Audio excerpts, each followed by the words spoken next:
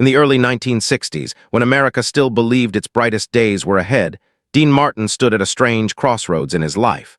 From the outside, everything looked effortless. His smile disarmed audiences. His voice carried warmth and ease. His movies packed theaters, his nightclub shows sold out weeks in advance, and his name carried a quiet authority in Hollywood that very few could rival. Yet behind that relaxed confidence lived a man who understood something most people never did. That fame could open every door in the world, yet still leave you standing alone in a hallway, wondering which ones were safe to walk through.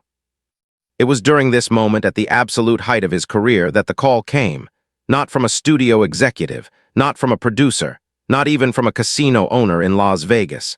The invitation came from the White House itself. The President of the United States wanted to meet him privately. The message was delivered quietly without ceremony, passed through an old friend whose own relationship with power had recently fractured, Frank Sinatra. Frank had once been inseparable from the Kennedy circle. He had campaigned hard, raised money, opened doors, and believed, perhaps naively, that loyalty would be returned with loyalty. But Washington did not operate on the same emotional currency as Hollywood. Lines were drawn, distances were created. And Frank, once celebrated, found himself pushed to the margins, watching from the outside as the world he helped shape quietly moved on without him. When Dean asked why the president wanted to see him instead, Frank's answer carried more pain than humor. Dean was safe. Dean was neutral.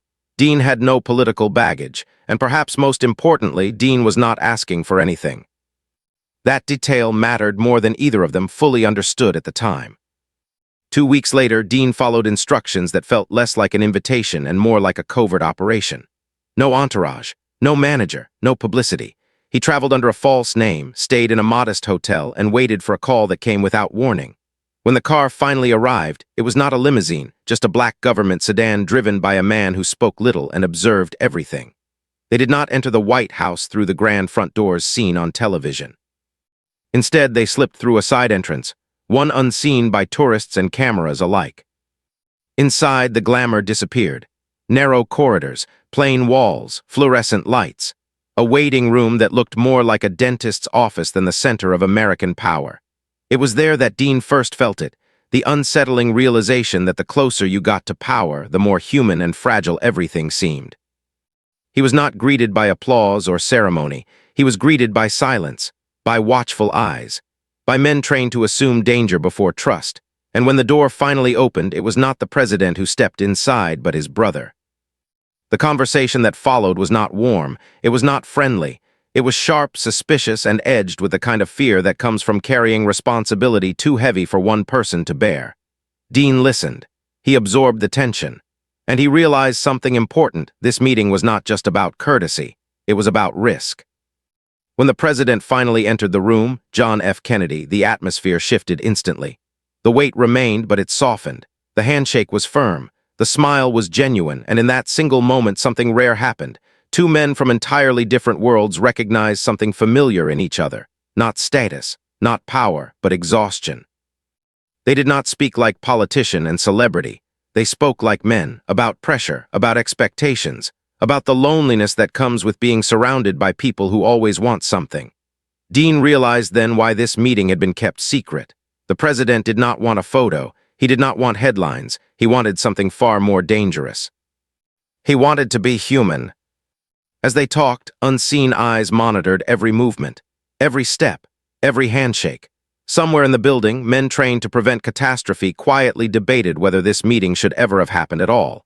Not because Dean Martin was dangerous, but because genuine human connection in the world of power always is.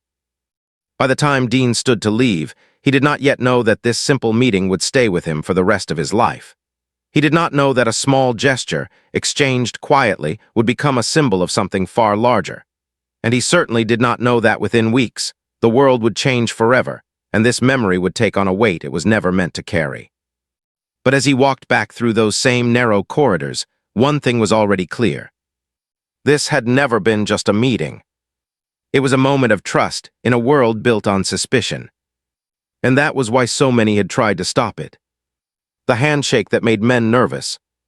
When Dean Martin finally stepped out of the small private office and back into the quieter arteries of the White House, he felt something he had not expected. Weight. Not the weight of importance or ego, but the heavy after-effect of being trusted by someone who rarely allowed himself that luxury. The conversation with the president had not been dramatic or historic in the way newspapers like to frame things. There had been no policy debates, no speeches, no declarations that would change the course of the nation. And yet, Dean sensed that what had just happened mattered more than most official meetings ever would, because it had been real. Behind him, unseen but always present, the Secret Service resumed their careful choreography. Their footsteps were measured, their expressions neutral, their eyes constantly scanning. To them, this was not a sentimental moment. It was a calculation. Every unscripted interaction was a variable, and variables were dangerous. Dean noticed how their posture subtly changed now, how their attention sharpened, not because he had done anything wrong, but because he had done something unexpected. He had connected with the president not as an entertainer, not as a political asset, but as a man who asked nothing in return. That, paradoxically, was what made everyone uneasy. As they walked, Dean replayed fragments of the conversation in his mind. The president's tired smile, the way his voice lowered when he spoke about pressure, about responsibility, about the loneliness that came from standing at the top of a system that never slept and never forgave weakness. This was not the confident leader Americans saw on television. This was a man who carried the weight of millions of lives every day and understood that no amount of power could shield him from that burden. Dean had seen fame do something similar on a smaller scale, stripping privacy, warping relationships, turning genuine moments into transactions. But what the president carried was different. It was heavier, permanent. They paused briefly near a doorway, and for a moment Dean caught sight of Robert F. Kennedy down the corridor. Bobby's presence changed the air instantly. Where his brother radiated charm and openness, Bobby radiated vigilance. His eyes met Dean's, and there was no warmth there, only assessment. This was not personal hatred, Dean realized. It was fear sharpened into suspicion. Bobby did not see people. He saw threats, vulnerabilities, weaknesses that could be exploited.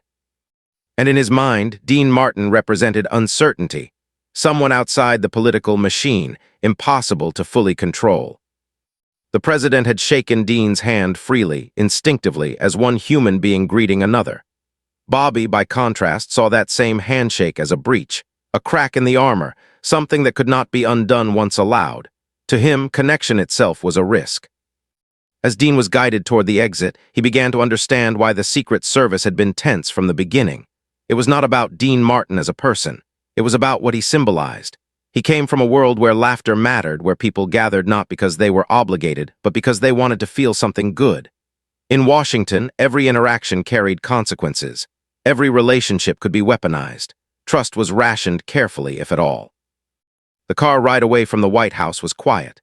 The city passed by outside the window, monuments, streets, ordinary people moving through their day unaware of how close they lived to the machinery of power. Dean leaned back and exhaled slowly, feeling a strange mix of gratitude and unease. He had not gone there seeking meaning, yet meaning had found him anyway. The president had not asked him to endorse anything, promote anything, or promise anything. He had simply wanted to talk. And somehow, that simple act had unsettled the most powerful security apparatus in the world.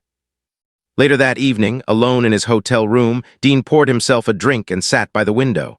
The silence pressed in, giving him space to reflect. He thought about Frank Sinatra, about how quickly access could be granted and revoked, about how loyalty in politics was often conditional. He thought about the president's words, about missing human connection more than power or legacy if things ever went wrong. At the time, it had sounded like philosophical fatigue, the kind of thing a man says after carrying too much responsibility for too long. Now, in the quiet, those words felt heavier. Dean did not know it yet, but the handshake he had shared that day had already set something in motion, not in policy or politics, but in memory. It had created a moment that would later be questioned, examined, misunderstood, and even feared. Some would see it as harmless, others would see it as reckless, and a few would see it as something that should never have been allowed at all. What no one could deny was this. For one brief afternoon, the most powerful man in the world had not been a symbol, a title, or a target. He had been a person, and Dean Martin, without intending to, had reminded him of that. In a city built on control and caution, that reminder was the most dangerous thing of all. The weight of silence and the cost of trust. In the days that followed his return from Washington, Dean Martin discovered that silence could be heavier than applause. He went back to his routines, Studio meetings, rehearsals, late-night performances where laughter rolled toward him like a familiar tide. But something inside him had shifted. The meeting at the White House did not announce itself loudly in his thoughts. Instead, it lingered quietly, resurfacing at odd moments, slipping into the spaces between jokes and songs.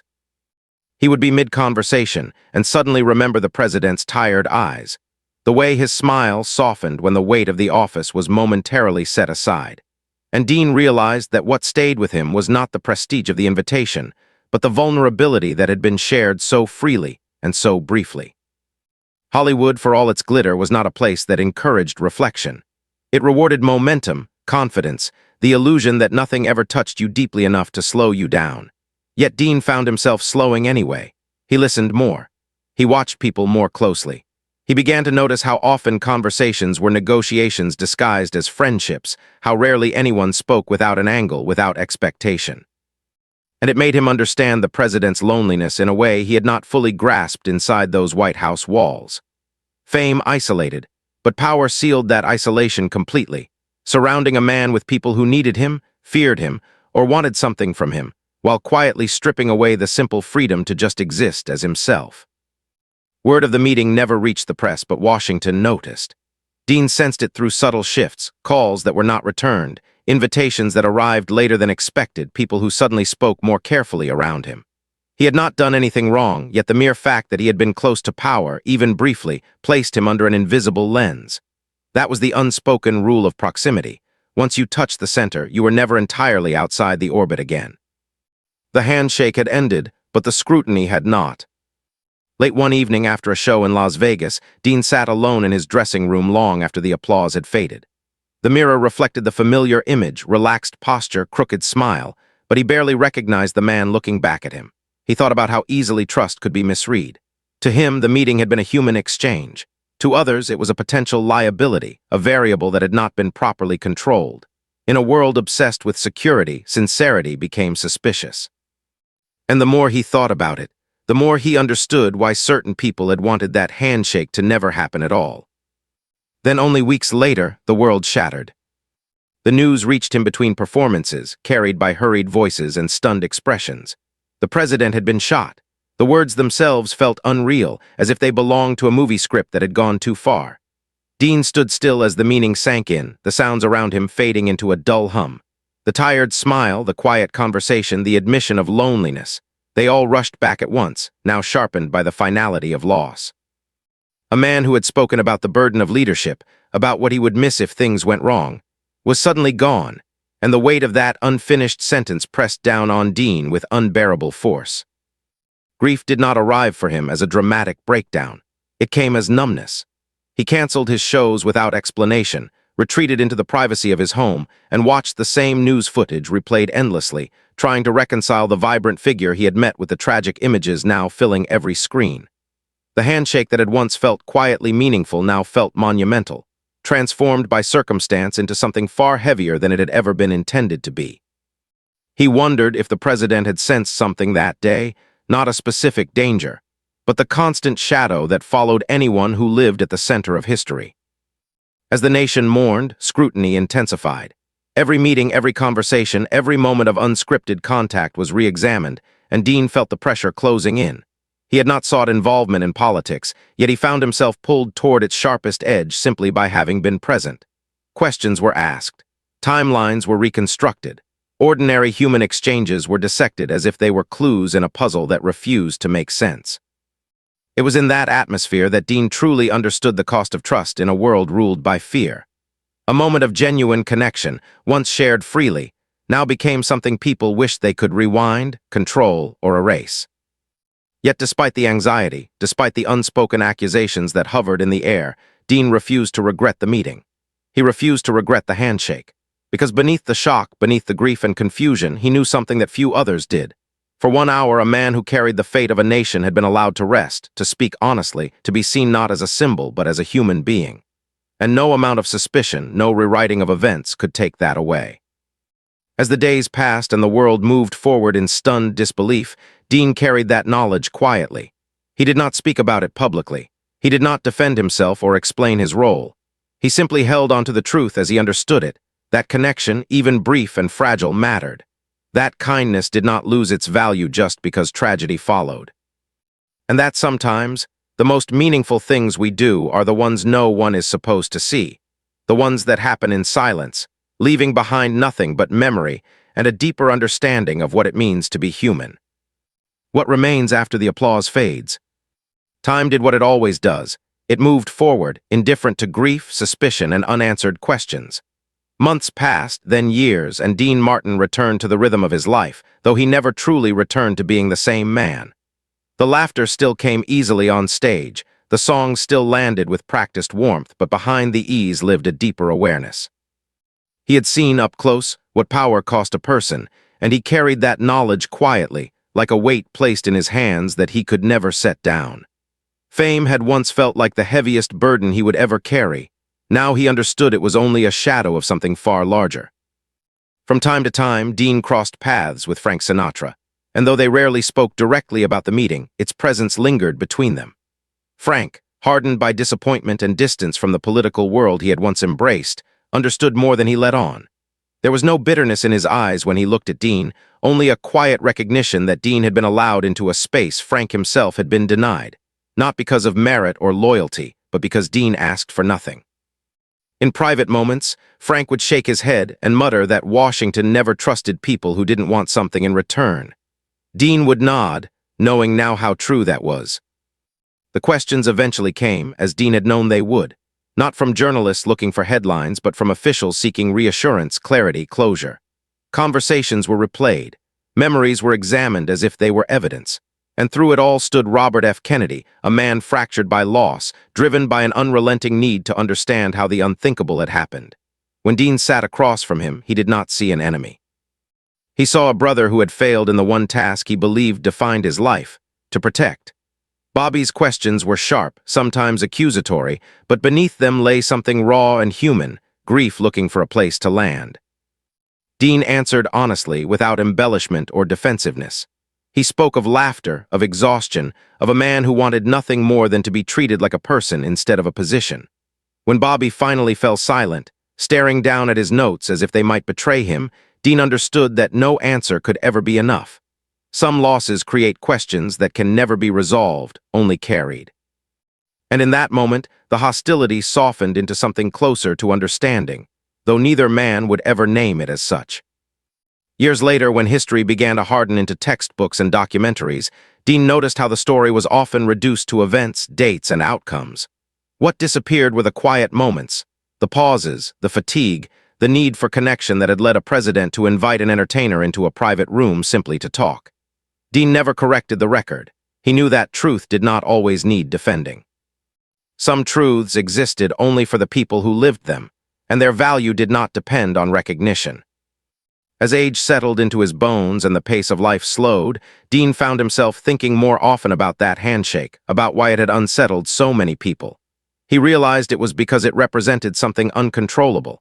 Policies could be debated, alliances could be managed, security could be tightened, but genuine human connection could not be regulated.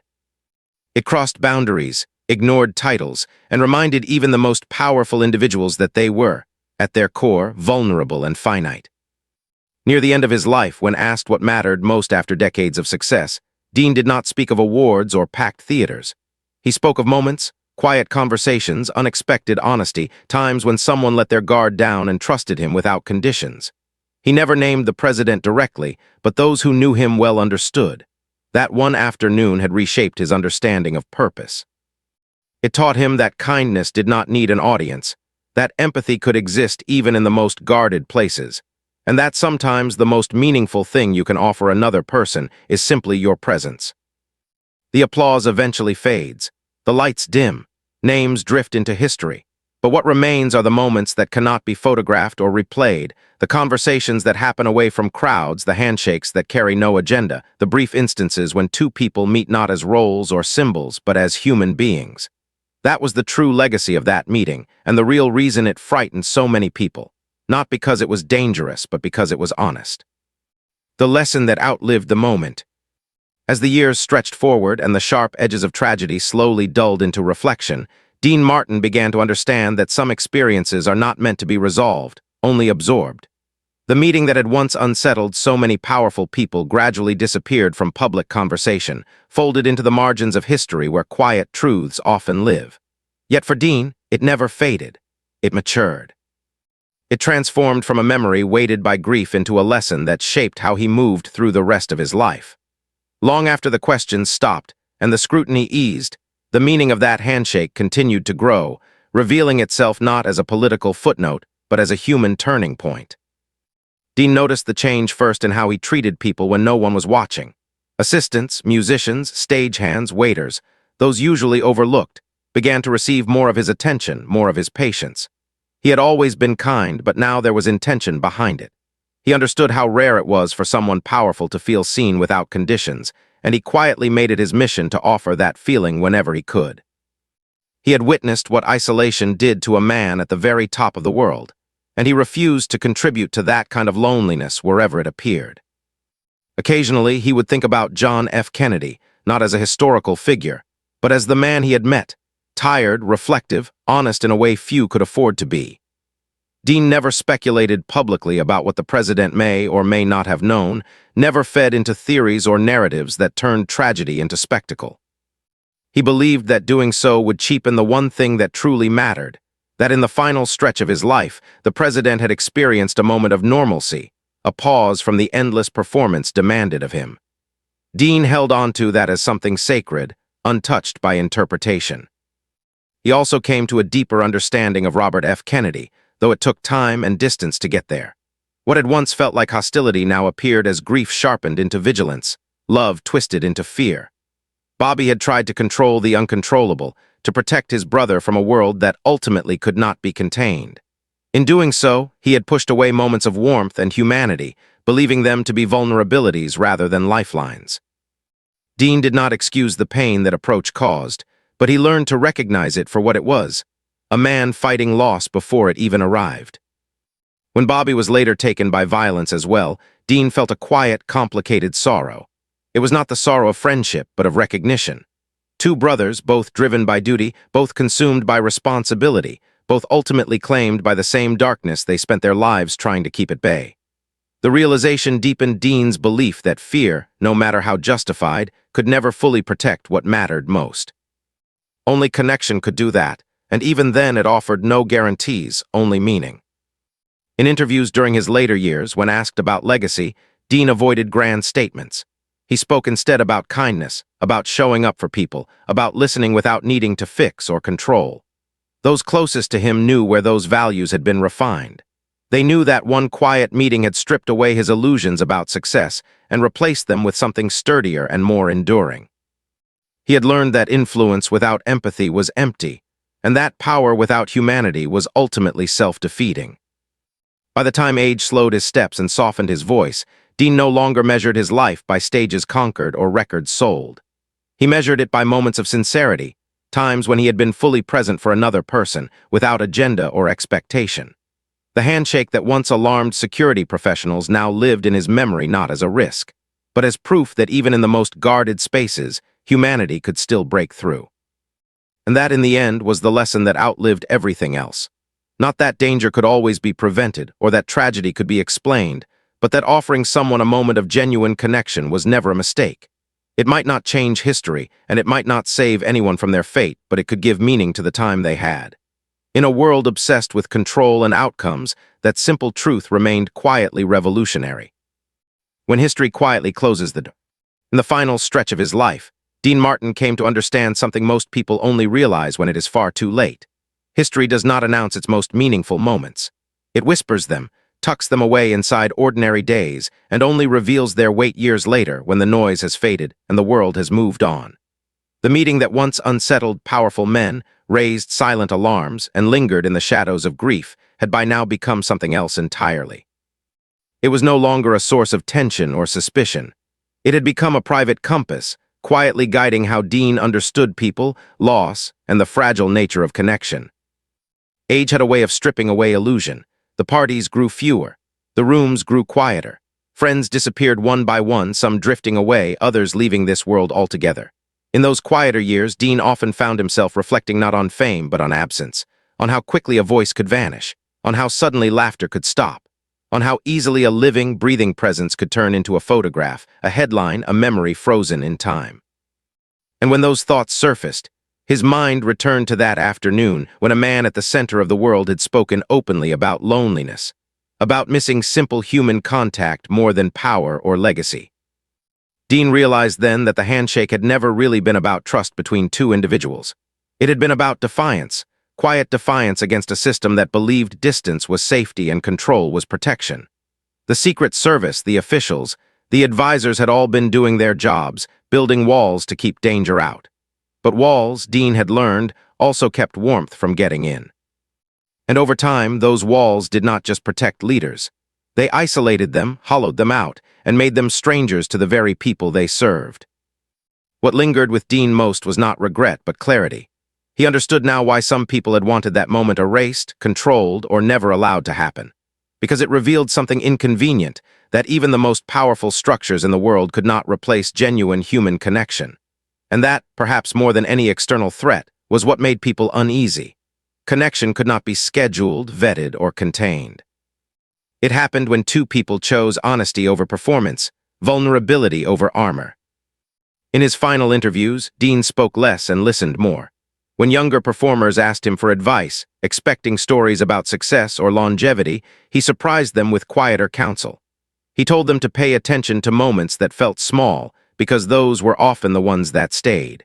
He told them that kindness was not weakness, and that presence was more valuable than charisma. He never framed these lessons as wisdom earned through hardship. He simply offered them as truths he had observed by watching people carry burdens too heavy to share. As the end drew closer, Dean arranged his personal effects carefully. Among awards, photographs, and letters sat one small object, kept not for its status but for what it represented. It was never displayed, never discussed, only remembered. It symbolized a moment when history paused just long enough for two men to speak without roles, without expectations, without fear.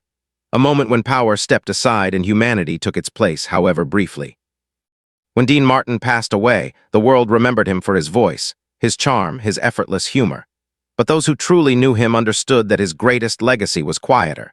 It lived in the way he treated people when nothing could be gained from it. It lived in his refusal to exploit moments meant to remain personal. And it lived in his unwavering belief that even in a world shaped by power, fear, and tragedy, choosing connection was never a mistake. The door eventually closed on that chapter of history, as all doors do. But the lesson remained.